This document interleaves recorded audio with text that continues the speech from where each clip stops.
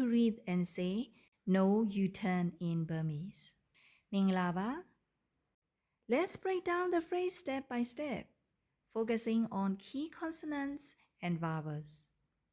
As always, consonants will be highlighted in black, aspirated consonants in green, and vowels in red for easy recognition. In English, we say U-turn, but in Burmese, we express this as ga nge kui. The first part, ga nge, refers to the U-shaped motion. Interestingly, the consonant ga even resembles as inverted U in Burmese.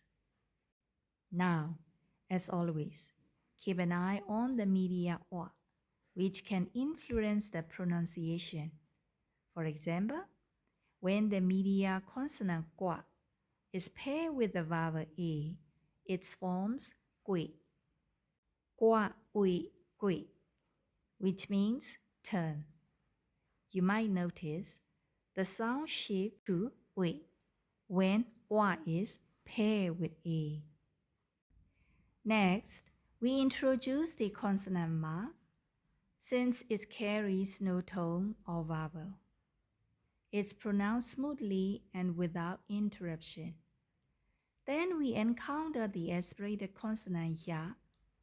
In Burmese, the combinations of ma with a verb and ya creates a negative form. For example, ma, kui, ya means no turn. We put together, we read the phrase as ga nge kui ma kui ya, which translates to no U-turn.